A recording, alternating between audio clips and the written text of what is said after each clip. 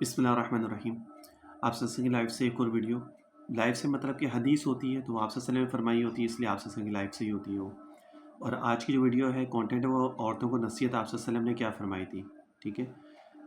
حضرت ابن عمر رضی اللہ تعالیٰ عنہ جو ہیں وہ اس کے راوی ہیں، وہ روایت کرنے والے ہیں، اور وہ فرماتے ہیں کہ آپ صلی اللہ علیہ وسلم نے فرمایا کہ عورتوں کو کہ تم لوگ صدقہ زیادہ کیا کرو اور استغفار جو ہے وہ زیادہ کیا کرو، کیونکہ دوزخ کے اندر زیادہ تعداد جو ہوگی وہ عورتوں کی ہوگی۔ دیکھی ہے میں نے فرماتے ہیں کہ میں نے دوزخ میں زیادہ تعداد جو ہے وہ عورتوں کی دیکھی ہے۔ ان میں سے ایک ہوشیار عورت بولی، یا رسول اللہ ہم نے کیا قصور کیا کہ ہم دوزخ میں زیادہ جائیں گے؟ اب ظاہر سی بات ہے، جب آپ صلی اللہ علیہ وسلم بیان کرتے تھے تو مجمع میں بیان کرتے تھے جہاں پہ سبھی لوگ ہوتے تھے، مرد بھی ہوتے تھے، عورتیں بھی ہوتی تھیں۔ اب ایسا تو نہیں ہوتا تھا کہ انفرادی طور پہ آپ صلی اللہ علیہ وسلم جو یہ بیان کریں، بلکہ آپ صلی اللہ علیہ وسلم سب کے سامنے کرتے ہیں۔ تو وہاں پہ ایک عورت نے فرمایا کہ جی ہم نے ایسا کیا قصور کیا کہ ہم جو ہے وہاں پر زیادہ تعداد میں ہوں گی؟ تو آپ نے فرمایا تمہیں باہم گفتگو میں لعنت کرنے کی زیادہ عادت ہوتی ہے، یعنی تم لوگ جب باتیں کرتے ہو تو اس میں لعنت وغیرہ جو ہے وہ زیادہ کرتے ہو، اور تم اپنے شوہر کی بھی بہت ناشکری کرتی ہو، ٹھیک ہے۔ میں نے تم جیسا دین و عقل میں ناقص ہو کر پھر ایک دانشمند بندے پر غالب آ جانے والا کسی کو نہیں دیکھا۔ یہ بخاری شریف کی حدیث ہے کہ آپ صلی اللہ علیہ وسلم نے فرمایا کہ عورتوں کی تعداد زیادہ جہنم میں ہوگی، میں نے دیکھی ہے۔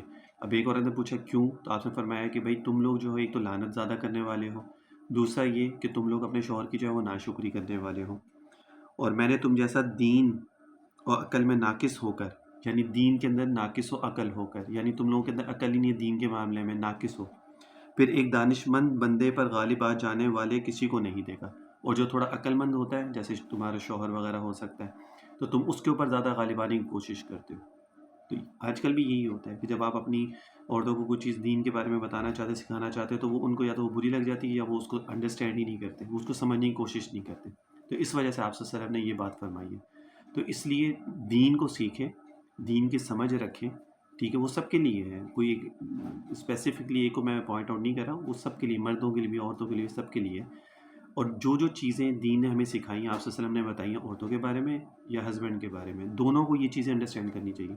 صرف عورتوں کو ہسبینڈ کے لیے ہر چیز نہیں قربان کرنی چاہیے، مردوں کو بھی کرنی چاہیے، تاکہ وہ لوگ بھی ان کو آگے سے تھوڑا سا